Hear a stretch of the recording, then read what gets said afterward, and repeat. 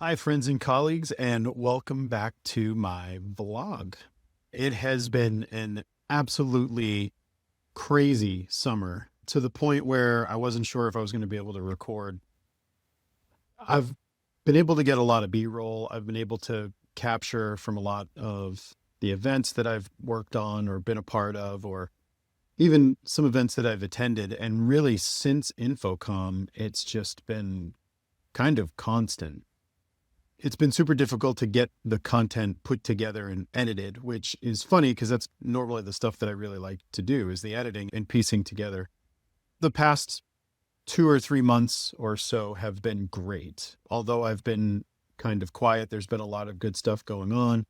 Things are ramping up everywhere between Four Wall and the work that I do there, as really 90% of my job is what I do for Four Wall. This stuff is kind of the fun stuff, as well as the work that I've been doing with MPI, Meeting Planner International. Our New England chapter has been going great.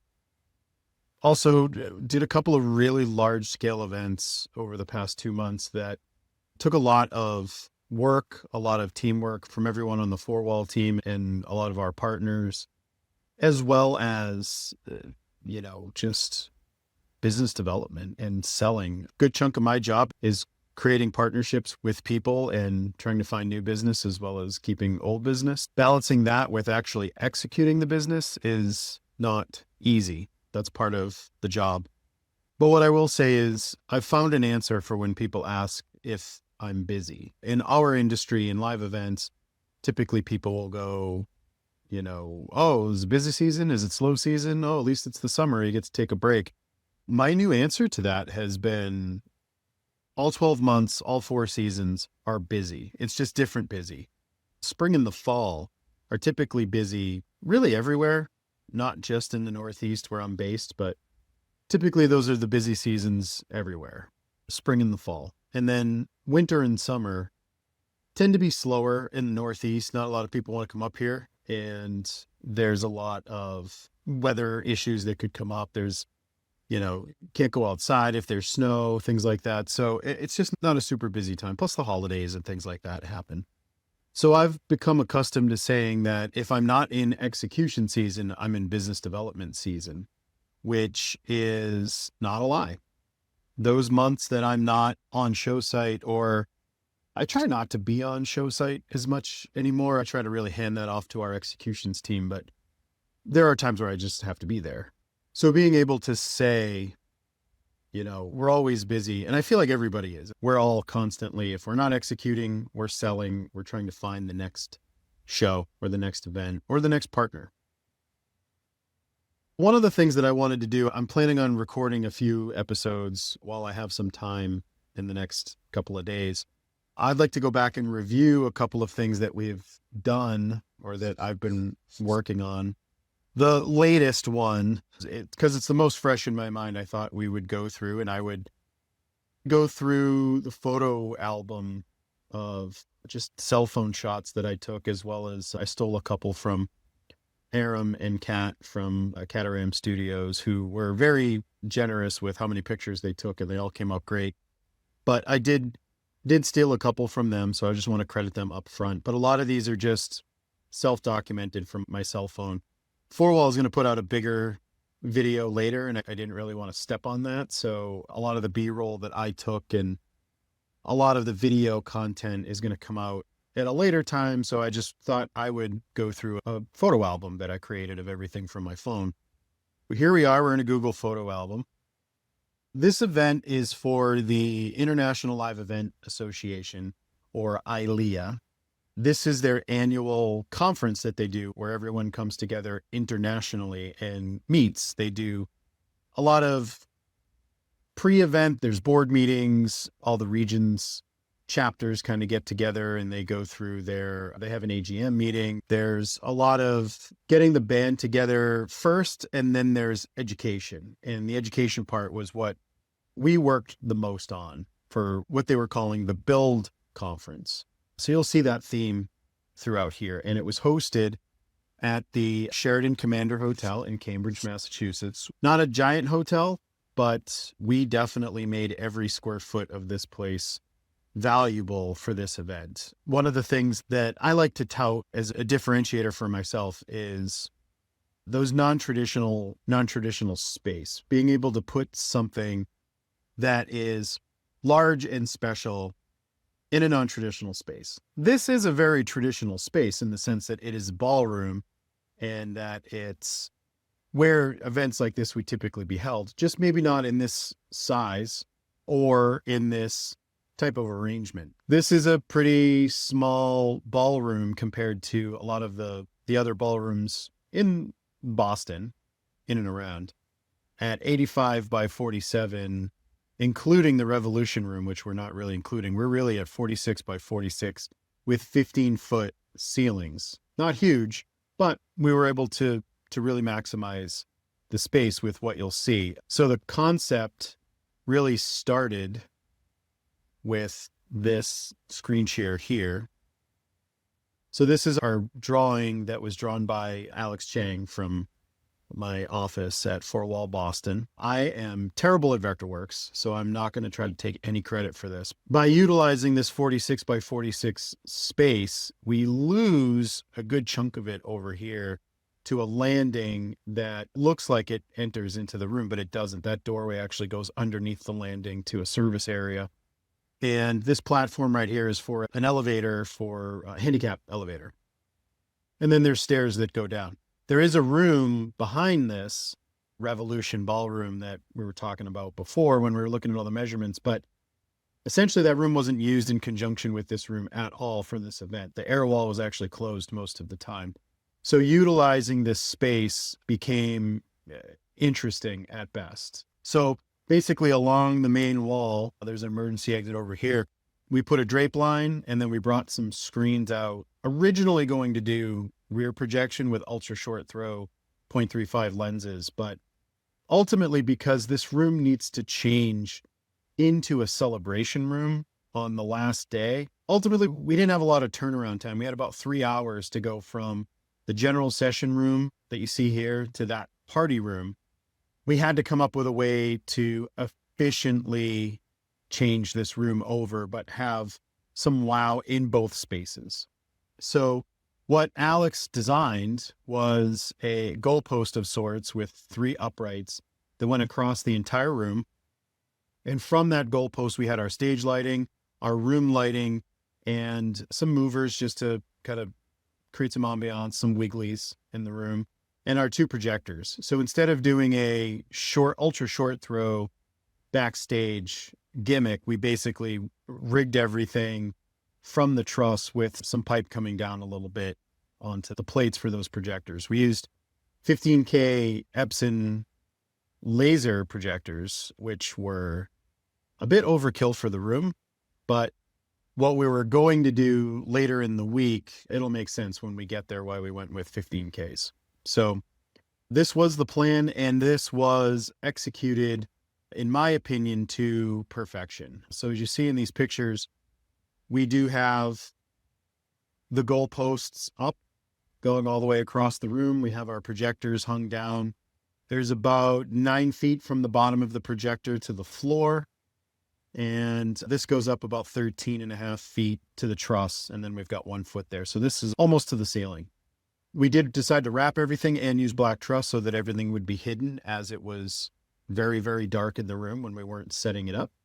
But you can get a sense here that there's some chandeliers that are kind of in the way of certain things. So we had to engineer around those. But we put a line of black drape along the back that we ended up having a treatment in the middle that was put together by Amy Dirth of CID Events, and real basic kind of audio package, downstage monitor down here for people speaking. There's a lectern. Most presenters were single person keynotes, but there were some panels and some other things that we ended up going with. So just to kind of cycle through what we've got here, you can see, Four Wall does have clear lecterns. Unfortunately, we didn't have the right MX412s. Don't hate. So we did have to put a desk stand on there. And essentially, this is what the room looked like. We had some movers to give some effects from the stage Stage is very small, not a lot of people on it. I think at most we had 6 chairs up there for a panel. But like I said, most of the sessions were one person from the podium, and then the screens came off the wall about 6 feet or so, really maybe 7. I think it was 1 crossbar worth. And we use that for mostly storage on the stage left side, but on the stage right side, there was A2 World, Audio World was back there. We did end up moving these speakers, these Evolves, out of the way. We ended up doubling them on the side of the room, just doing kind of a side fill. The room is only 46 feet wide. These have 179-degree dispersion from the sides. So we have more than enough coverage in this room with 4 next to each other. Shout out to the team. For anyone that doesn't know 4Wall, Steve Way is our general manager of the Boston office. Hopefully you can see my pointer. I haven't tested that yet, but my pointer is pointing at Steve. Directly next to me on my right is Alex Chang, who's one of our account executives as well in the office. He did a lot of the design work with me. I'm not going to lie and say that I know a lot about lighting design or even really decor or any kind of room design. I know a lot about audio, video, and how to execute. But when it comes to really coming up with things, Alex does a really good job of thinking through a lot of the lighting design elements. So it was great to have him on board.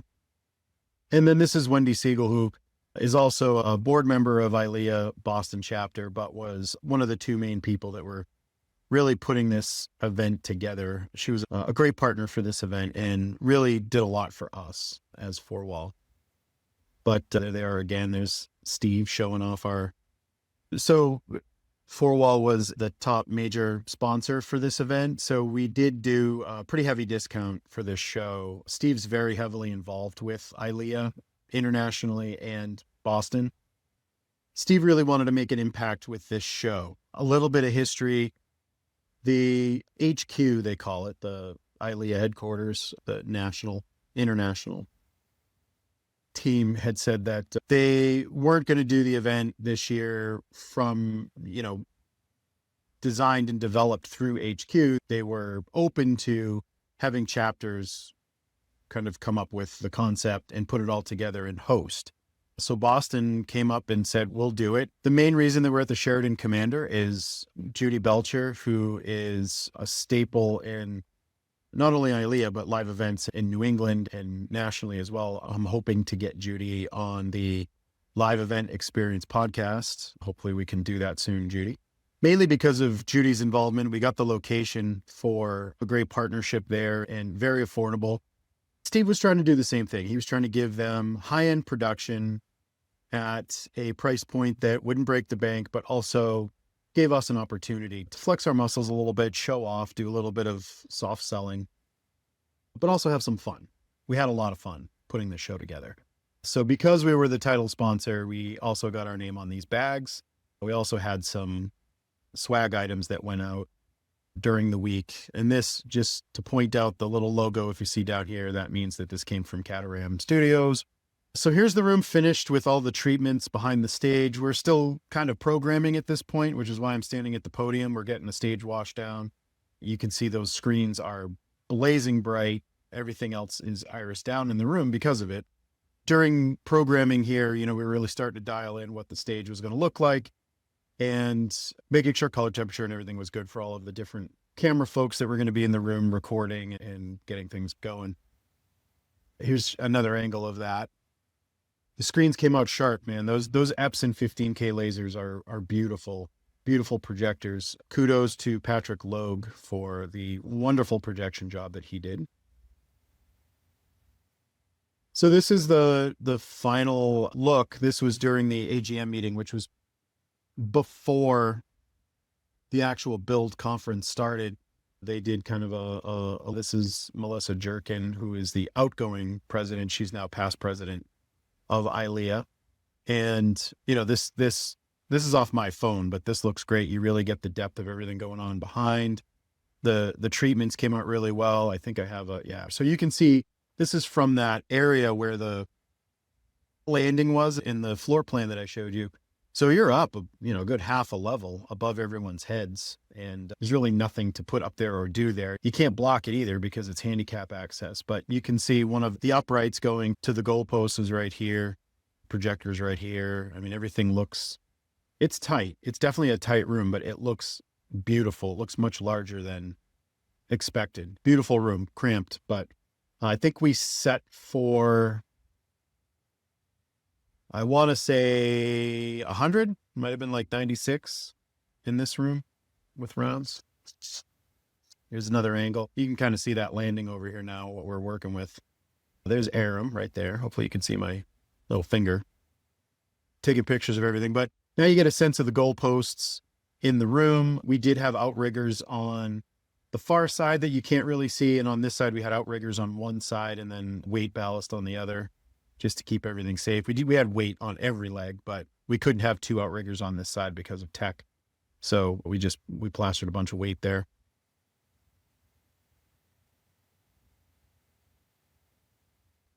So every night there was a little party. And in this picture, we're at community rowing, but we weren't allowed to row because of the algae in the water.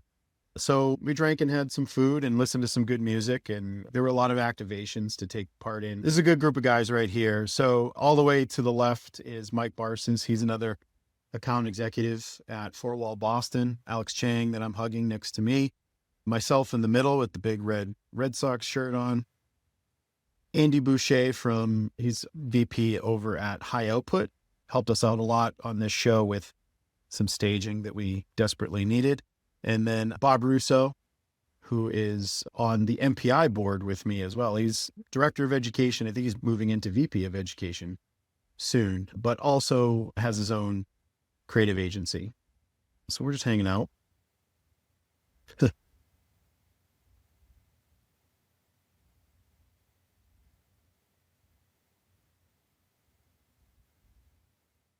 Here's an interesting picture of me with Aaron Cole from CCR, which is another event technology company here in Boston. Aaron's a great guy. I always like to catch up with him and hear. We like to tell war stories, but we also like to talk about how we can help people and things like this, the podcast and the vlog. Here we are again with Andy. Good group of guys. So the community rowing idea is great. You go, there's a nice big tent.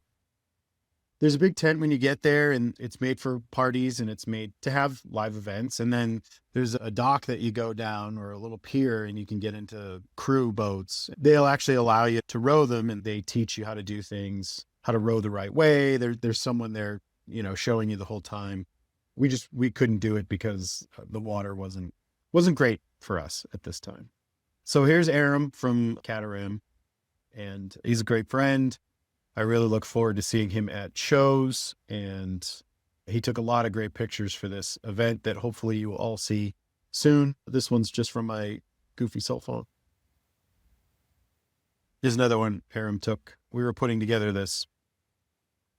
The theme for the whole conference was build. So there were a lot of blueprints. Everything was kind of a building theme, construction theme.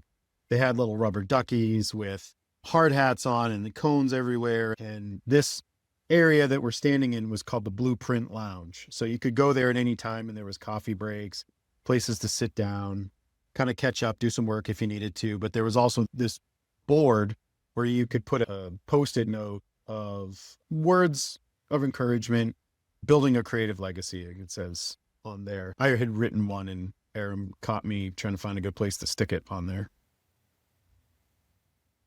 Steve and I having a chat. This is after the community rowing event. There was a little dance party in the Blueprint Lounge. They would get a little crazy, but it's always good to catch up with people outside of the work environment and just talk about stuff. Most of this week, Steve and I were talking about the show, but there were times where we got to talk about other things. So there's some videos here. I'm interested to know how these will work or how these will look to you. This was the beginning of day 2. And you can see it's packed house, standing room only. All the seats are full. People are still kind of getting into their seats here. We're playing video back on the screens. This is the same intro video that we were playing in the last one. I think I was more interested to see how cell phone video would come across in this way. and it looks good, other than it's loading all the time. So day two was interesting, mainly because it wasn't the slog of a day that day three was. Day three, when we get into some of those pictures, I mean, it was just a long day for me and my team, but day two was kind of an easy one. I actually left a little early. I had a playoff hockey game that night that I had to go to, so I didn't get to go to the search event. So there are no pictures of the search event. Sorry for anyone that was hoping to see pictures of that. But that was the day two offsite party. Here's Steve. He had a chance to go up. That's not his laptop. That is the keynote speaker's laptop, but he got a chance to go up, and as title sponsor, we got to say a little something before the event. So did the general manager of the Sheraton. We were kind of the two co-headlining sponsors for the event. We got to go up in front of all his people, and he got a big round of applause, standing O. And it was still kind of day one for the show, even though it was day two, where all of the educational attendees were really starting on day two. So he got to see,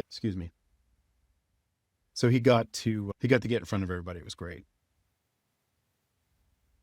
He did get to talk about 4Wall as well, which was always fun to talk about. We played a little video showing off some Boston accomplishments as well as some national accomplishments, just so that people knew that 4Wall is not just a lighting company like you may have thought they were. We do 360 events. We do everything that you can think of. My personal elevator pitch is that we're a production company's production company.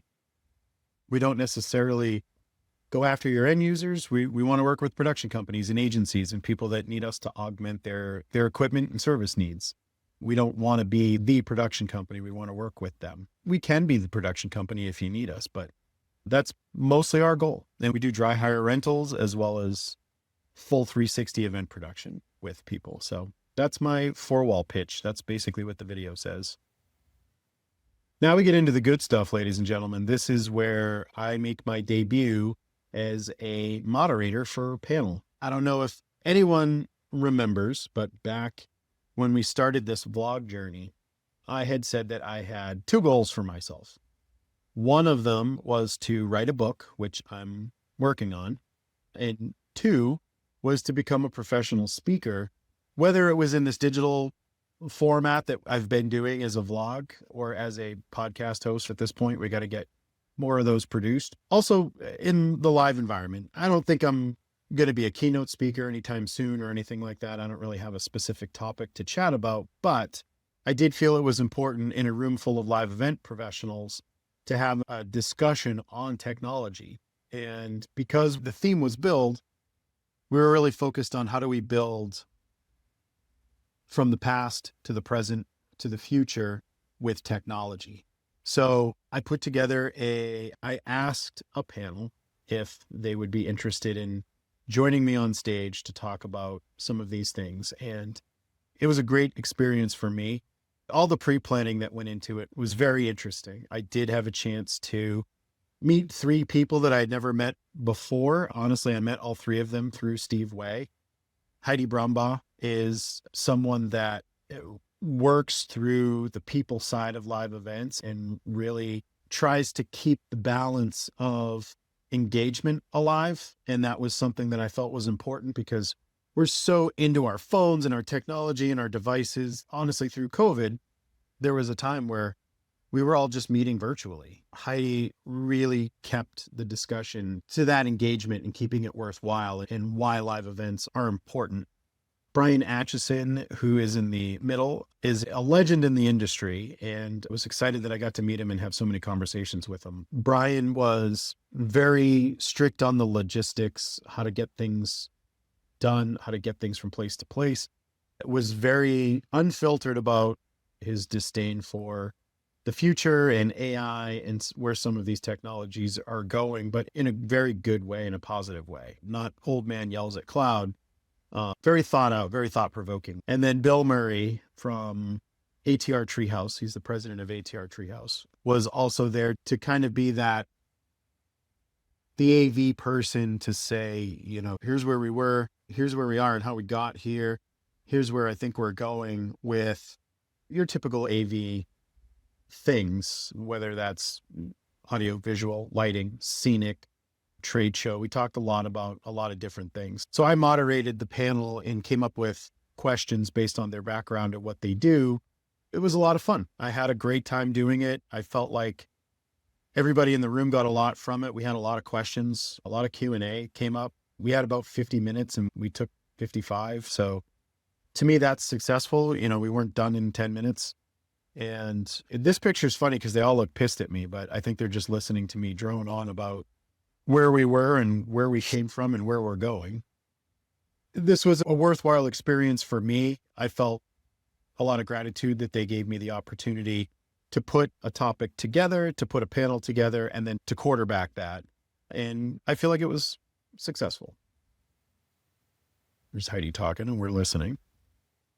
Got a lot of pictures of this one. I was really proud of this. Heidi had more notes. So we had notes in the downstage monitor that everybody kind of gave me their bullet points and I put them in the downstage monitor for them. And then Heidi whipped out her phone and said, I've got added notes. So that was kind of funny. I was very happy to work with the three of them. I look forward to working with them more in the future, potentially even updating this panel in this discussion. And the room just looks absolutely beautiful. I can't get over how good it looked.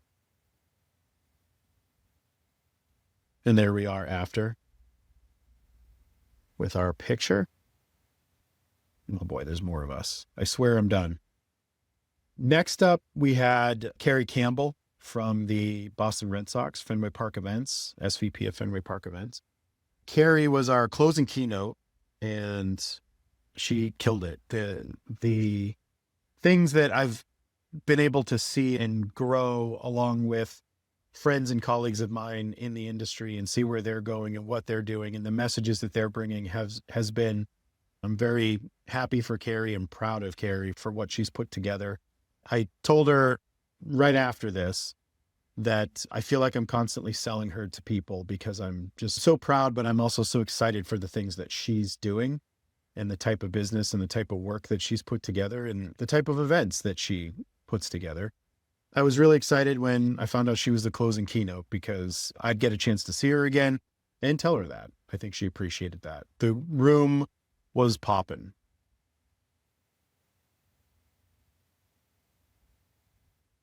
And then the build board or the committee that put the build event together.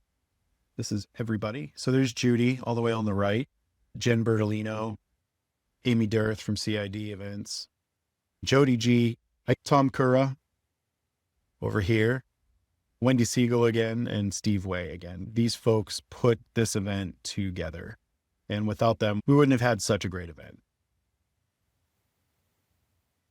So that brings us to the Esprit Awards, which was in a different room. This was in the Independence Ballroom, which, if we look at our floor plans, also not a very big room. It's about the same size, 31 feet wide by 51 feet deep. So we're limited over here because of the walkway in and the ADA elevator that's here. There is a little alcove here, which is where we stored a bunch of stuff and also put our front of house for the room. There's also a bar over here that was closed, but the idea for this room was to make this presentation heavy because it was awards and there were like 50 awards that were given away. So this, it had to flow, it had to be impactful, and it had to look different, but still good from the main room. This is how it came out. There's some B-roll of us setting up the room. We set up the main displays. There were two 85-inch monitors in their landscape mode and then 185 in a portrait mode in the middle that was basically just a logo that stayed up to say you're at the 2025 Esprit Awards. But again, while Carrie Campbell was in the other room giving her presentation, we were flipping this room. This was the Blueprint Lounge. This is where there was a lot of chairs and soft goods. There were swings, there was a DJ, there was all this stuff in there. We had to get all that stuff out in 3 hours to get this room ready for show. The guys did an amazing job. I can't believe that we got it done so fast, but also how well it looked. This room got a lot of compliments as the night went on. So here it is, almost fully lit up. We're getting the lights kind of dialed in, just using some Mystera tubes, Titan tubes to light things up on the stage. We did have this idea where they'd probably hang from the drape a little bit to create something, but that we ended up not going that route, mainly because these monitors took up so much space. You can see they're hung from 12 by 12 truss at 10 feet. Nothing crazy here other than just fingerprints and having to clean them off. As the room gets lit up a little bit better, you almost can't see the truss. It looks like the screens are floating. I think we'll get there eventually. Here we got the stage wash dialed in and all the flowers and everything finally placed.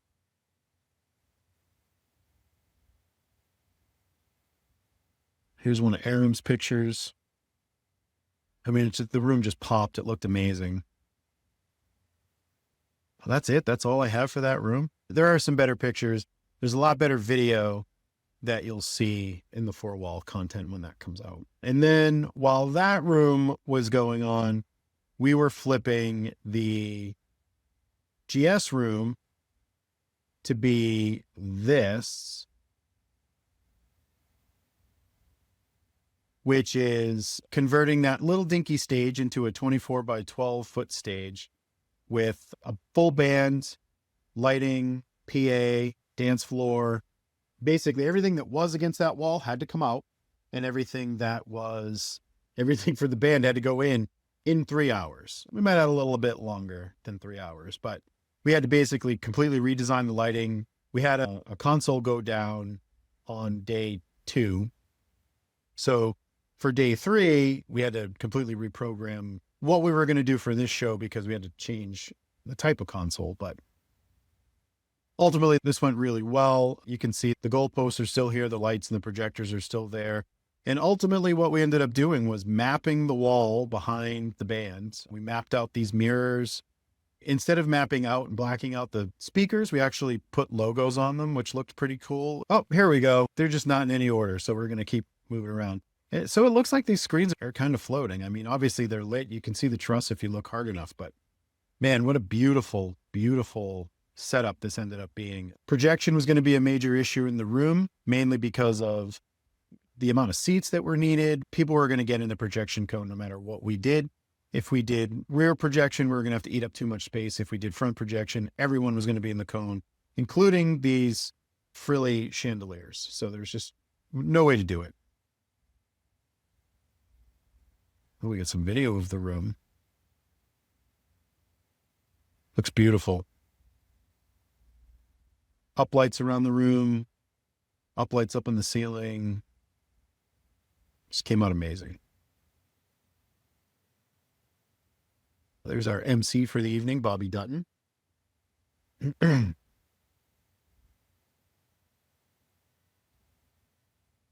There I am calling the show. Thanks, Aram, for grabbing that shot. Big script. I think it was 50 awards or 53 awards. That was a big script to get through.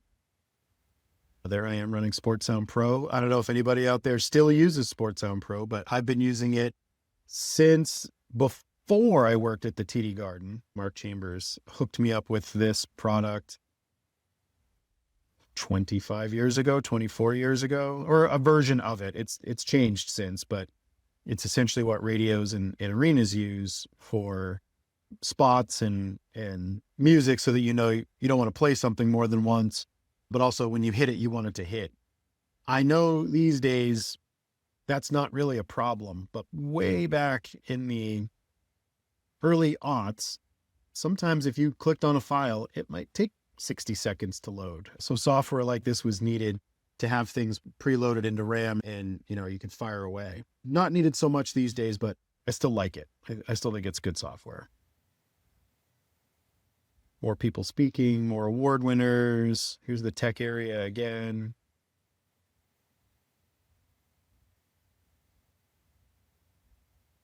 Another beautiful shot of the stage with the ceiling lit up. Great job by Saul on that.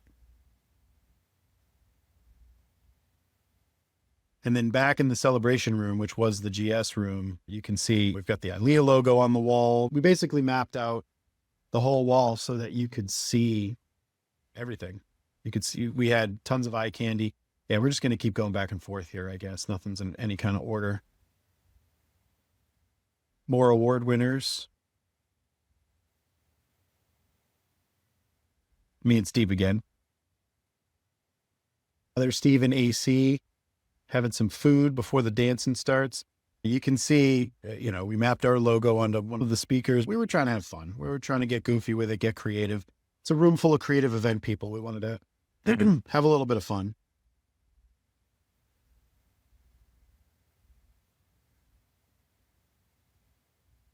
So you can see in the background, we've got our logo spinning around on these speakers. The ILEA logo's up on the Boston chapter logo's up on the wall. Basically in between the soffit and a little rail down here. And we'd white out the band so that it looked like they were just being lit and not have a lot of video noise on them. Here's a video that hopefully shows how well this looked. Well, yeah, the DJ's not lit the right way though, so you can see some video noise on him, but room's pumping. And it added a nice little effect to that room. It almost looked like there was an LED wall behind everybody. I've been known for dancing robots, so here's a dancing robot on the projector, on the speaker. It's kind of cute. Another shot of the room with different candy. Every time the song changed, we'd change up the look. There's Jake running the console for lighting and Molly running our chaos on the walls.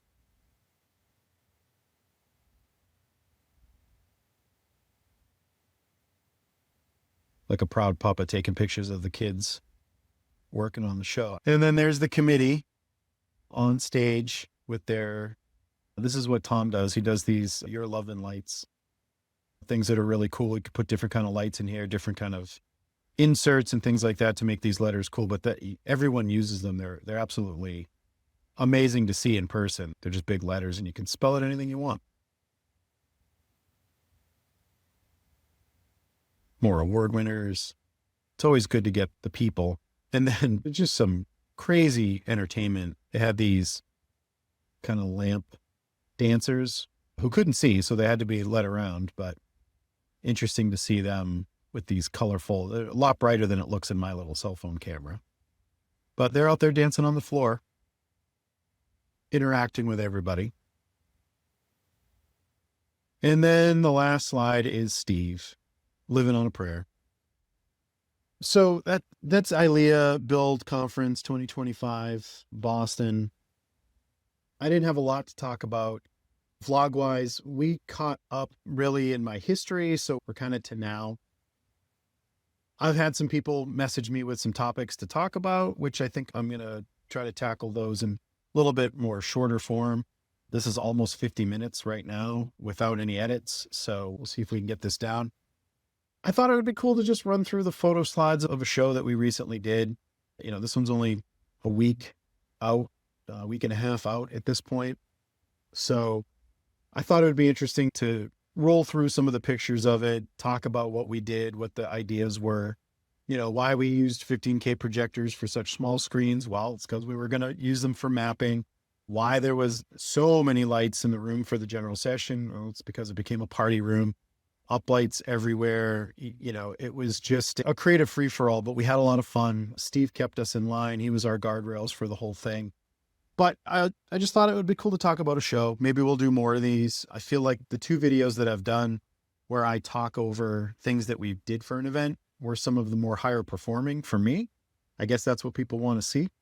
But, again, also felt like I needed to get some content out there for you guys. It's been a while. I'm working on a couple more videos and I'm working on 2 more podcasts. We'll see if we can get those out shortly. And then I'll probably wrap up this season of whatever we're going to call this. I feel like there needs to be a little bit of a break. And then season 2 of this will likely be a little bit more thought out, a little bit more produced. I think this was a good starting point to get things going. And, once we're 8-9 months in, I think that'll be a good point to draw a line in the sand and say, okay, now let's think about guests for next season. Let's think about the shows that we're going to map out. Let's think about what we're going to do, what we're going to call things. Right now, it's just called the Mark Consiglio Jr. channel on YouTube. And it's simply just me posting things and you guys liking them. So let's think of some things to call this, what this is going to be and what we're going to do as a team of friends and colleagues,